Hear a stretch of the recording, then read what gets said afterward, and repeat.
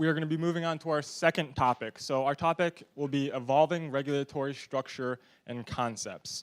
Our panel is 2 speakers for this one. It's Hannah Polikov of Advanced Energy Economy and Jonas Monast of UNC School of Law. Good afternoon. Hi. Okay, thank you for the introduction. I'm Hannah Polikov. I'm a managing director with Advanced Energy Economy. We are an organization that works with companies in the advanced energy space, so renewable energy companies, energy efficiency, demand response, storage, electric vehicles, smart grid, as well as a number of the large corporate buyers like Facebook, Amazon, Google, who have 100% renewable goals, and they're trying to procure these technologies for hitting those goals. So I was asked to come here today and talk about evolving regulatory structures and concepts from a national perspective. We work across the country. All right, so here we go. Ooh, it's a little wavy. Okay, so this is the agenda that I was asked to cover. So you can see it's a lot. So the big 4 categories are alternative forms of regulation, new utility procurement models, trends in innovative rate design, benefits of organized markets for integrating renewable energy. So covering all of that in the next 25 minutes. So hold on to your hats. We're going to take a sampler platter approach. I'm going to give you just a taste of each of these different issues and hopefully leave you hungry to learn more. All right, so starting with the first item, alternative forms of regulation, including a bunch of acronyms here, PBR, performance-based regulation, PIMs, performance incentive mechanisms, MYRPs, multi-year rate plans, and decoupling, including lessons learned. So let's jump in there. And actually, I have to say thank you for the question that was asked in the Q&A, the last panel. It really keys up this presentation perfectly in terms of what's happening around the country around business model reform. Okay, so this is a snapshot of different regulatory reform options. It comes from a paper that AEE put out last year with RMI and also a group called America's Power Plan. So you see there's actually a whole bunch of different options for regulatory reform. But given our limited time, I'm just going to focus on this first category, so adjustments to the cost of service business model. Real quick, the traditional cost of service business model is the business model that utilities have operated under for the last century. It's basically the model that says that utilities will earn profit every time that they invest capital. So every time they build something, they earn a regulated rate of return. What does that do? It means that they want to build more and more that they own because they're going to get a regulated return on that. That model made a lot of sense for the last 100 years when it was first designed, because they were trying to go from 0% electrification to 100%. You needed the utilities to build. Now that we are, we're at 100% electrification, and now we're in a period of a lot of flat to declining load, and there's other competing priorities than just build. We actually want efficiency and DR promotion and other things. The traditional business model is under stress, and so folks are looking at what are adjustments to that model that can be made to help better align utility incentives and their business model with different objectives that we're trying to reach. So here are 4 that I'm just very briefly going to touch on. See if this works. Here we go.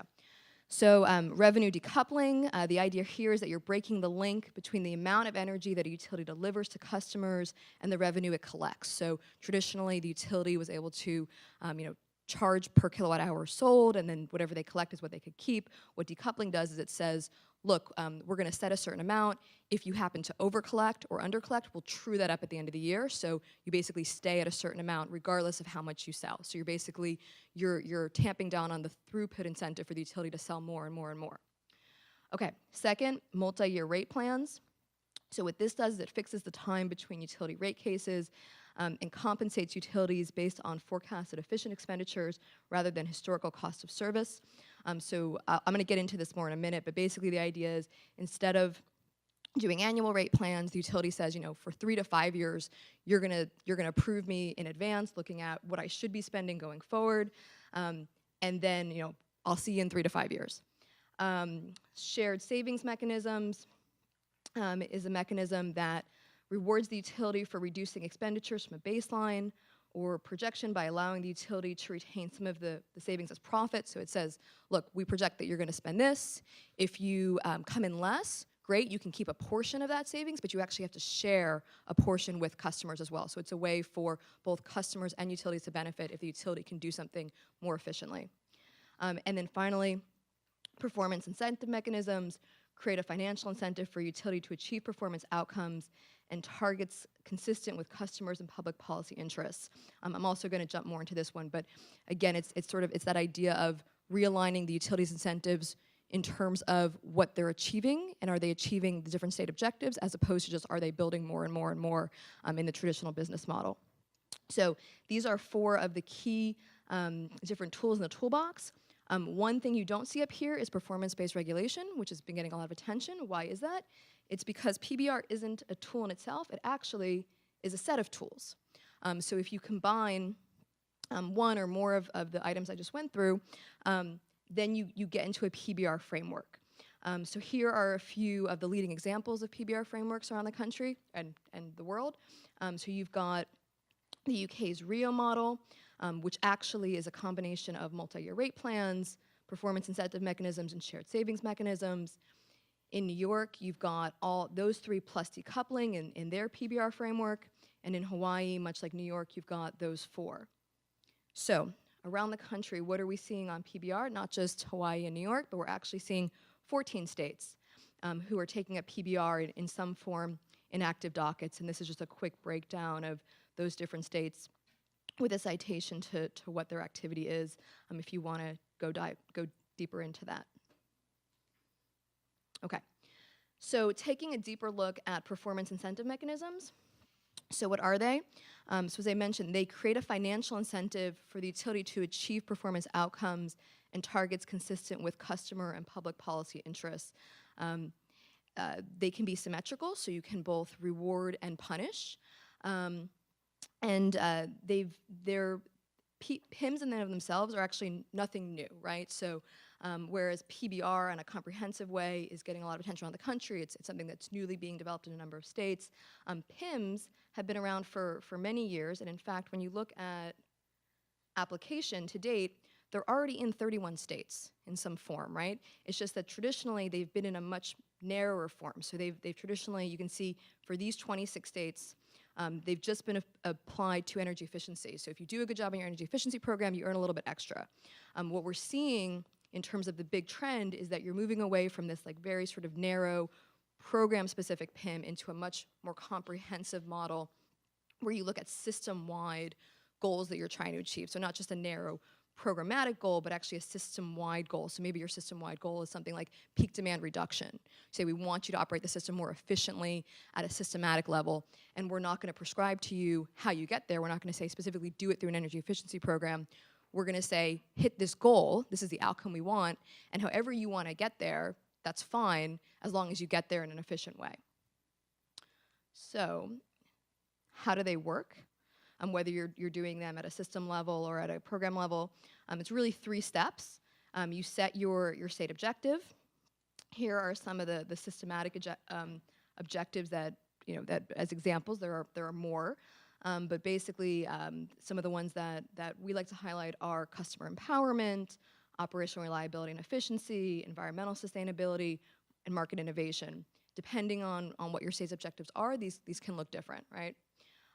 Once you set your objective, then you set a metric to measure how you're doing achieving your objective. So to use the peak load reduction example I was using earlier, you can set a targeted demand reduction during peak periods, which should help you with your operational reliability and efficiency, and it can also help you with your environmental sustainability. And then once you've set that metric, then you tie carrots and or sticks to those metrics, right? So you say, look, you can earn or lose X basis points off of your ROE for succeeding or failing on Y metric. And what we try to tell folks is it's better to set these as sort of specific basic points than as a % of ROE, because if you set them as a % of ROE, then you're still leaving in that incentive to grow the base, right? To grow the capital base. So you don't want to do a %. You want to actually do like a hard basis point. Okay.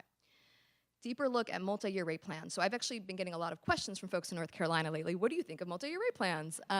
Because you have a bill moving through your legislature that would allow the commission to authorize multi-year rate plans.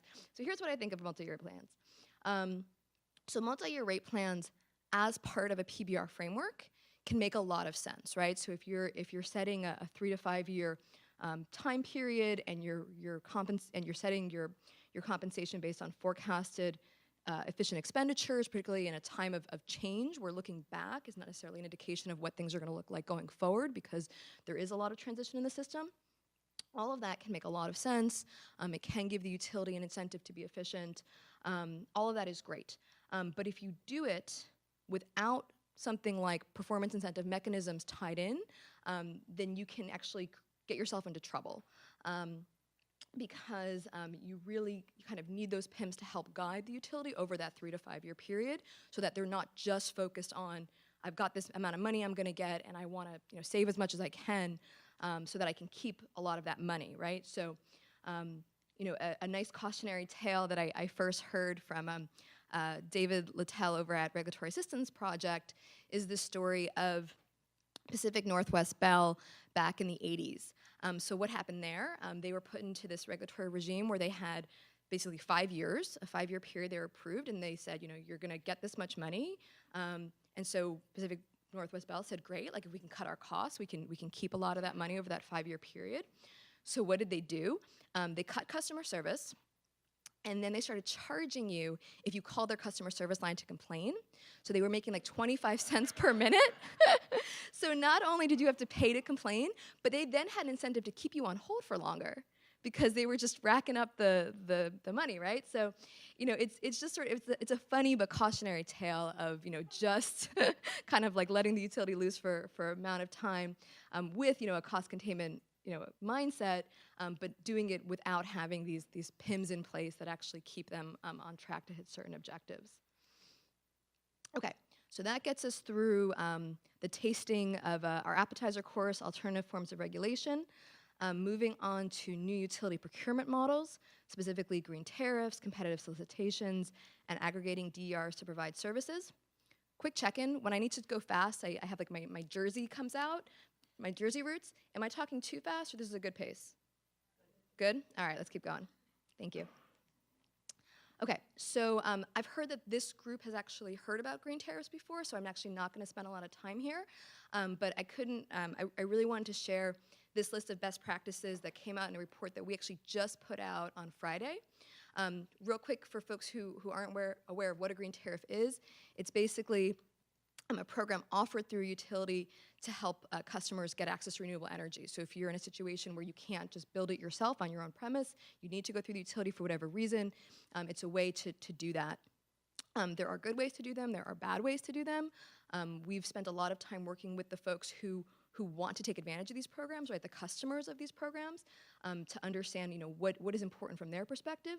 And if you, and this is sort of our short list, part of a much longer paper that's got a lot of great insights. Here's the paper right up here at the top right. I know you guys are gonna have the slides. You can download it later if you're interested in learning more. Okay, competitive solicitations in vertically integrated states. I know this is kind of hard to read, but I loved this chart so much I didn't want to cut any of it. I kind of cut a little bit off of the right and did a little bit of Frankensteining.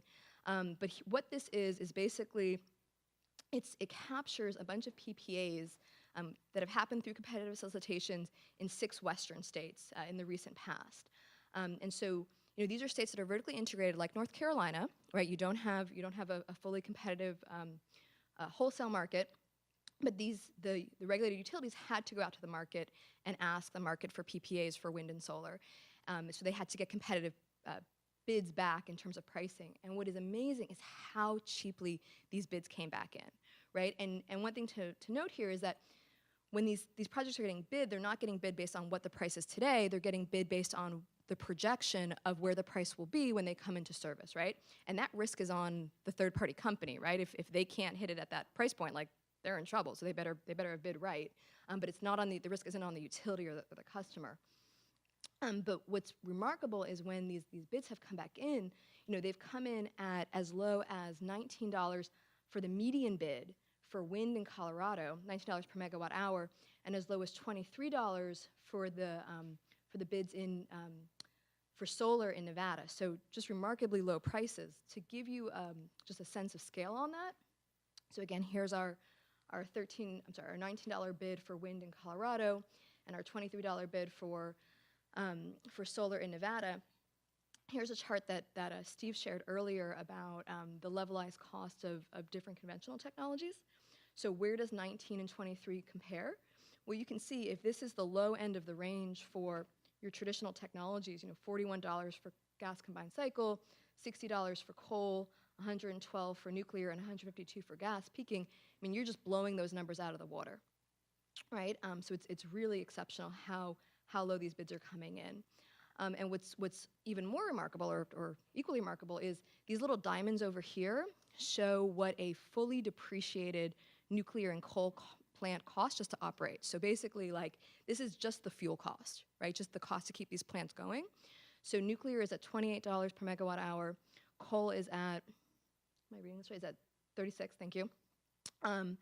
So again, like these numbers are so cheap that in many parts, well, in an increasingly number of parts of the country now, and at least in these parts of the country, it is actually cheaper to just mothball your existing plant and build new than to keep it going, right? I mean, it's kind of this crazy crossover point that we've hit now in certain instances, and it's really just fundamentally changing the economics for renewables around the country. Okay. Third topic, aggregating DRs to provide services. So these are some neat graphics I found from an NREL report that recently came out.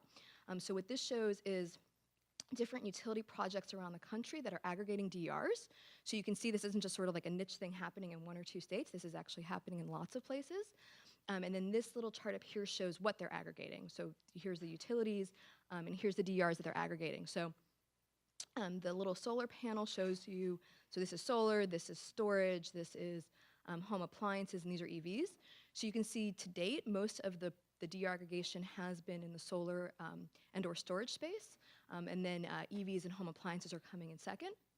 But the point is that you're seeing a lot of this activity, folks are trying things out, they're seeing a lot of potential, and what's neat is that the DRs can act as virtual power plants, one of my favorite terms in the industry, virtual power plant, can act as virtual power plants that can either be supply resources, so they can put power onto the grid at certain times, basically displacing the need for a traditional power plant that way by acting as a supply resource. Or they can be demand-side resources that take load off of the grid at certain times, again displacing the need for a power plant. So they can be either supply-side or demand-side, depending on how you want to use them. Okay, so we are at the second main course, the fish course, I don't know, in our sampler. So trends in innovative rate design, including for accommodating DERs and electrification, especially electric vehicles. Okay, so what are we seeing? So first we're seeing a big trend in rates that vary in time. So time varying rates, and there's all different kinds of time varying rates. There's time of use rates, there's real time pricing, there's critical peak pricing. I didn't want to go into a lot of the details here, but just suffice to say any sort of rate that varies in time is a time varying rate. Like we were saying about PIMs earlier, the concept itself is not a very new concept, right? This concept of rates that vary in time.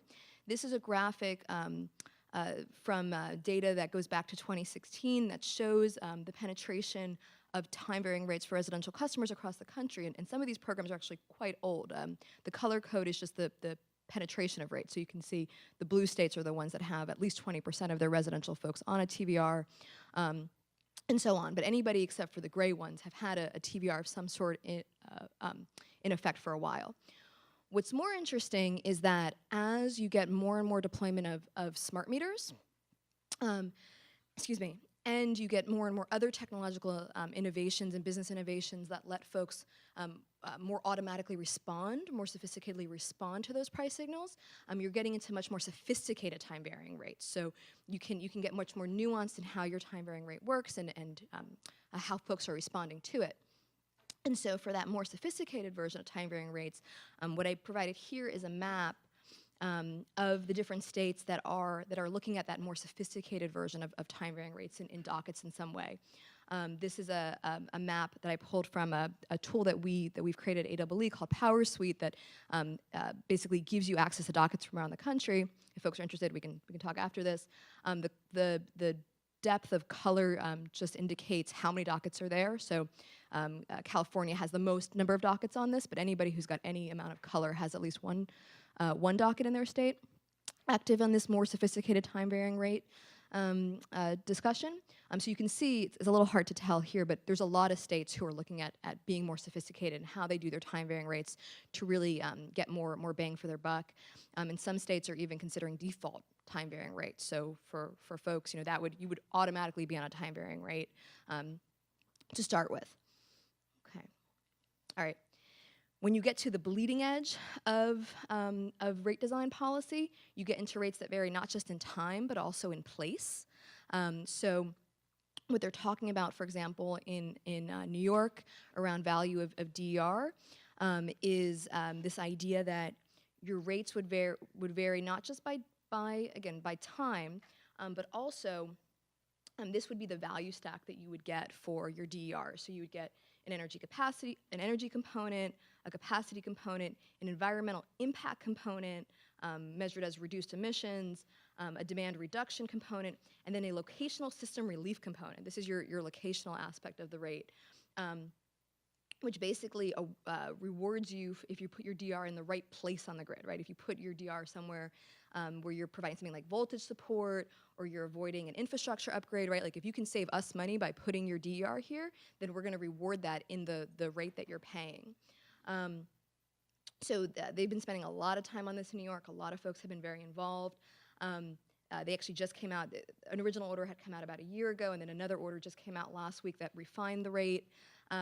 What I will say about it is, at this point, it's so complicated that they're really only applying it to community scale DG. They're not trying to apply it to residential yet, because they're worried that residential customers are gonna have a really hard time understanding something that has so many moving pieces to it and components to it.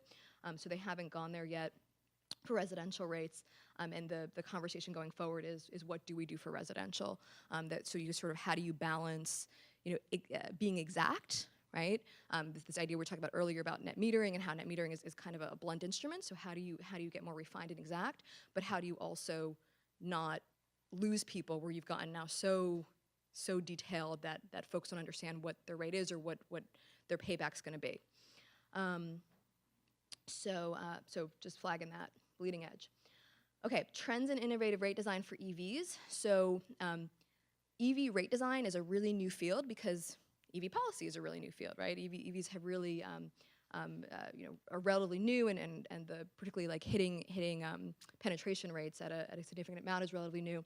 So what I provided here is a little chart we'd actually put together for some commission education we were doing recently, where they said, hey, we just want to know like some examples of what different folks are trying. And so we said, okay, here's a few different examples that we're seeing around the country.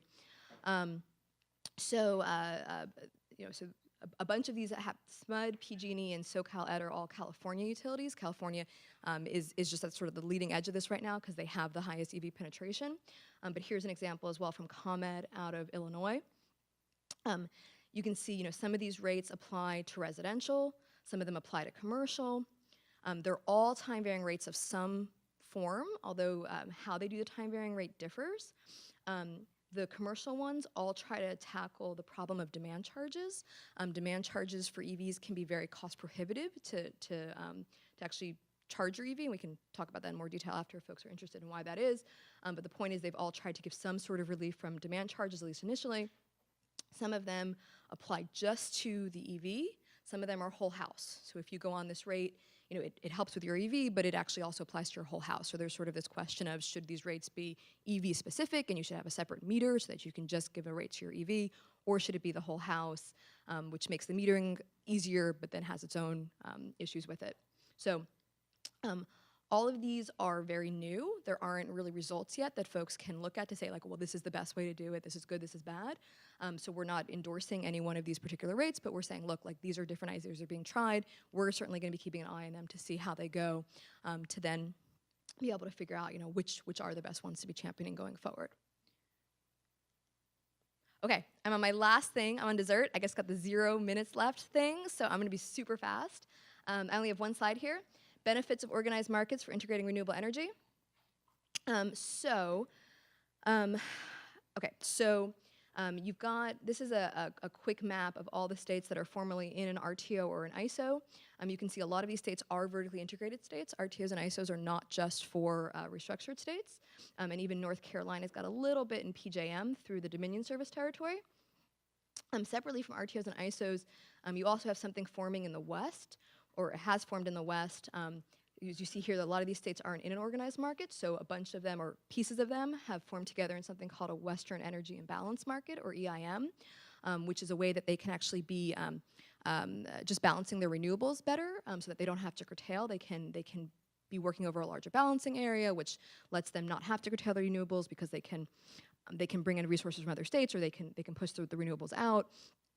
So it's actually been a big thing there, and they're talking about expanding it and adding more components to it, and maybe even eventually turning it into a Western RTO. But there's different nuances there in terms of how far between these two different things it might move. In terms of benefits, just to put some dollars on it, the estimate is that the EIM has already created about $500 million in gross benefits for its members over the last 4 years that it's been in existence, largely because of the renewable energy element of it.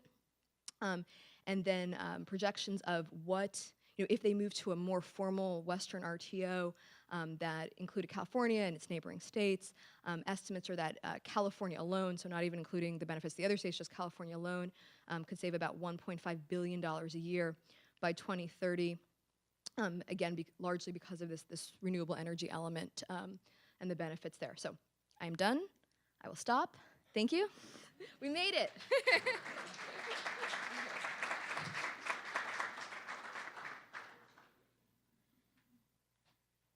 I think the New Jersey really started to come out in that last minute or so. I have no New Jersey in me, so I'll stay at a slower pace. So first off, happy Earth Day. I don't think anybody said that yet today.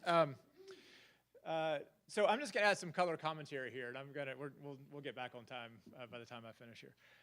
So just add a North Carolina perspective on all the detail that Hannah just put forward. And I think there are a few things to note. First, I want to start with just a reminder that North Carolina has, over the past decade or two, occasionally taken very explicit steps to say what we want our electricity sector to look like.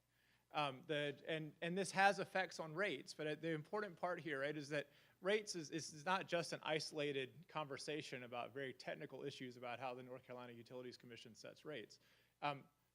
Rates follow policy, right? So to the extent that the North Carolina legislature identifies some goals for the electricity sector, the North Carolina Utilities Commission sets rates to make sure that we get there in the least cost manner. But as Hannah has pointed out, and as our previous panel pointed out, rates can also operate kind of on their own to set the trajectory of how the electricity sector evolves. What are we paying for? Who's paying for it? The extent to which we're taking other policy goals into account, or other short-term or long-term pressures that may affect whether an investment is least cost or not. But so for those of you that don't remember the history of the Clean Smokestacks Act, early 2000s, the utilities had reached a point where they were over-earning because they had paid off some costs associated with nuclear energy, and I believe some asbestos cleanup as well. And so the choice was either reduce rates and get it down to so that the utilities were earning an appropriate return, or keep rates where they were and achieve additional policy goals. And that's what North Carolina ended up doing with the Clean Smokestacks Act, keeping rates where they were so there wasn't an additional rate impact, but the utilities were able to start making investments that dealt with some air quality problems, starting to invest in natural gas generation even before hydraulic fracturing and the cost of natural gas fell through the floor. And as a result of those early investments and taking advantage of that space and the rates as they existed, the utilities in North Carolina made some investments so that by the time we had the Mercury rule that the Obama administration promulgated in 2011, our electricity sector had moved away from older, dirtier coal-fired power plants to the extent that, that the mercury rule didn't have as much of an economic impact here in North Carolina as it did in other states, right? So there's a direct relationship between those policy goals and rates. The Renewable Energy Efficiency Portfolio Standard is another example. HB 589, which I'll talk about a little bit more here, is another example. So Hannah mentioned competitive procurement, right? We just in the past couple weeks saw the results of the first auction under HB 589 for the utility scale solar. I'm not going to remember exactly how many bids were put in. Ivan, do you remember, is it 78? How many for the, somewhere in the 70s, right? I mean, there were a lot of projects that bid for the HB 589 competitive procurement for utility scale solar for the first round. 14 projects were selected. The Duke Energy Carolinas, Duke Energy Progress, and Duke Energy Solar, the combination of those Duke Energy entities won 6 of those projects. The other projects went to independent companies, right? So 2 things to note. First off, we have a competitive auction that is just, we have the results for it. There are going to be 3 more over the next 3 years for utility scale solar. So we know that there's going to be more solar coming online, utility scale solar coming online as a result of competitive procurement. We also know, at least based on the results from the first competitive procurement process, that there are a lot more cost-effective solar projects out there that could be built. They may not be where we need them in the system and in the state, and they may not be providing generation when we as a state may need generation based on what the rest of the system looks like. But when we're thinking about what is least cost and we're thinking about how is the energy system evolved and how are options evolving, the competitive bidding process is giving us more information to know here in North Carolina what's the cost of utility scale solar. These other 3 bullets that I have up here, I think of them kind of all lumped together in a general category, which is here in North Carolina, where we have the cost of service model for our monopoly utilities, HB 589 also provided additional opportunities for large energy consumers and smaller energy consumers to pay more if they want a certain kind of electricity. So we keep the rates where they are, but there are options if consumers want to have more direct input over the electricity on the grid. We now have more options for doing that. So the green tariff, we call it the green source rider here, right? So there's my colleague at UNC, Brad Ives, presented at the first of the stakeholder workshops. He has a pretty strong opinion about the way that the green source rider program has been approved by the Utilities Commission. His concern is that as a state entity, the green source rider program doesn't provide enough long-term certainty about what the cost, ultimate cost is going to be for renewable energy investment. So he thinks that that's, the green source rider is not something that UNC can take advantage of, but there are some other companies that are interested in taking advantage of the green source advantage and will be able to, because they can spread the costs out longer. They may be able to take on more risk over a long term. So controversy around it. I wanted to note my colleague's perspective, not trying to bash on the green source rider program, but just to note that that's out there. The community solar program, we're going to, I think Duke Energy is either about to accept membership solicitations for community solar. HB 589 allows the utilities to build community solar programs where you can essentially buy like a membership into a utility scale solar program instead of putting solar on your rooftop. And then options for solar leasing, third-party leasing. I didn't put on this slide net metering. There's still an open question. HB 589 requires the Utilities Commission to also reconsider net metering and the rates associated with that. We don't have an answer. I don't even think on the timing for when that process is going to play out, but that is coming. Okay, so few current issues here. So one, the idea of securitization, so using bonds to pay off either the need for grid modernization, as in putting power lines underground in areas that are susceptible to extreme storms.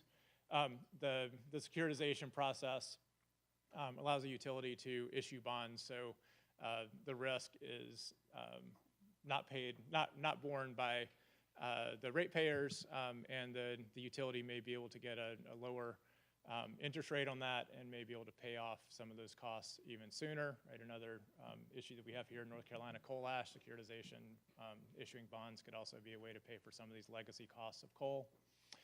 Grid modernization, we're hearing a lot about that, especially grid modernization with the next bullet, the multi-year rate plans, which Hannah touched on. I'm not going to offer an opinion about what's happening with the multi-year rate plans. The bill is obviously moving in the legislature. It came up rather quickly. I think a lot of people are, you're getting a lot of phone calls because that wasn't a term that was part of the energy policy debate a few weeks ago, at least to the extent that it was today. So it's moving rather quickly.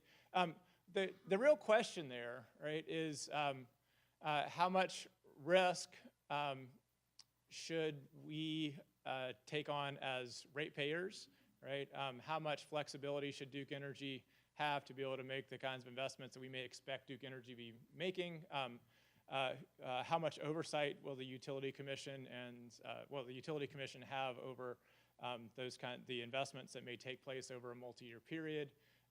The extent to which the North Carolina Utilities Commission public staff has the ability to study and weigh into this process. So these are open questions, and the bill is moving forward. Minimum system charges, this is how much do we pay for the cost of operating a grid versus how much do we pay for electricity, how much do we pay for energy.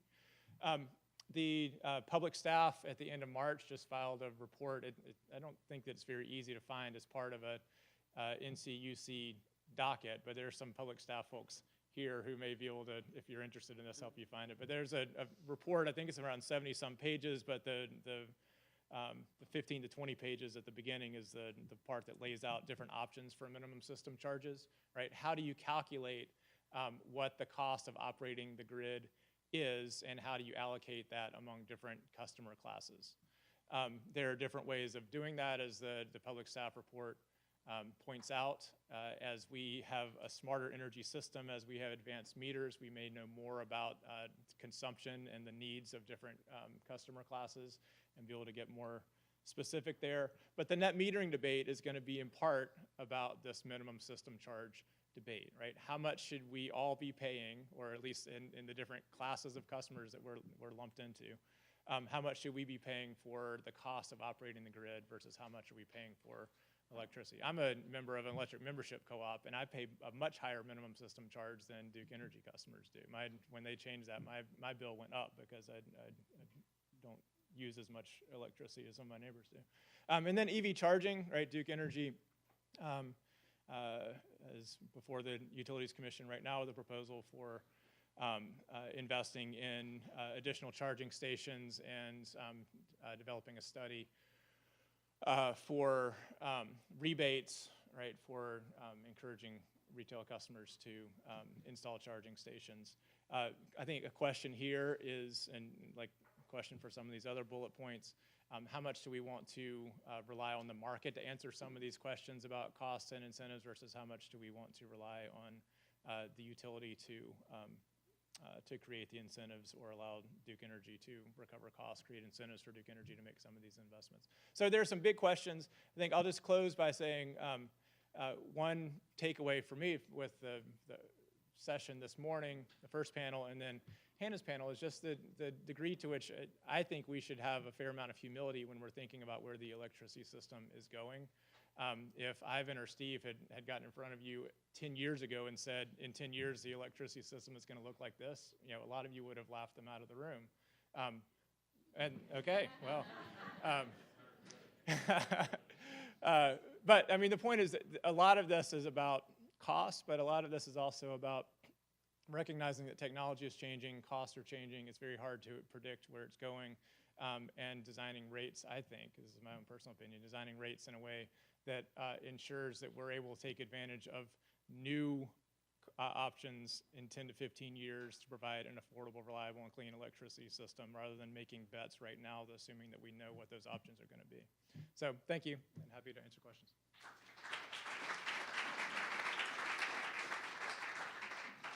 So does anybody have a question for our two panelists? Oh, and note if you have a specific question for one of our panelists or just for the two. And also, please reintroduce yourself. I'm Walt Robinson from NC State. My question we were just discussing at the table is competitive procurement, and Hannah made an interesting point about people out west placing bids based on a projected reduction in the cost of producing that power. Seems to me there's a real risk there that they can't meet that. They can't actually make a profit delivering the power at that price. Companies could go belly up. Who's bearing that risk, and how is that risk, how is it mitigated?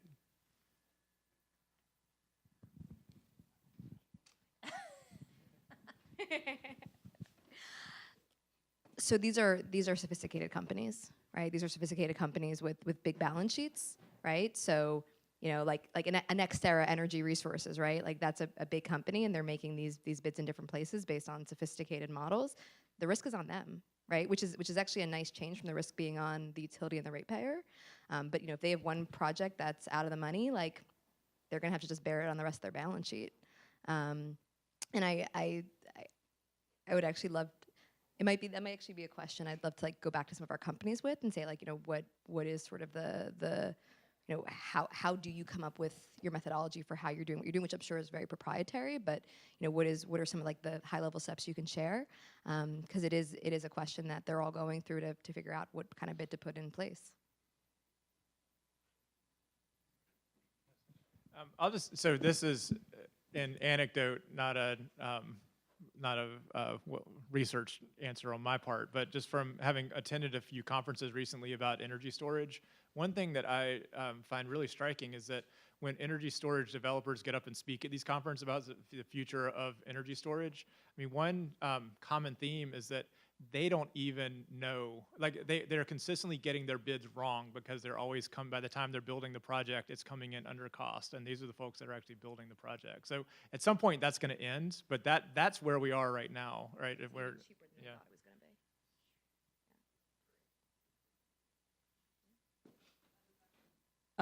Other questions?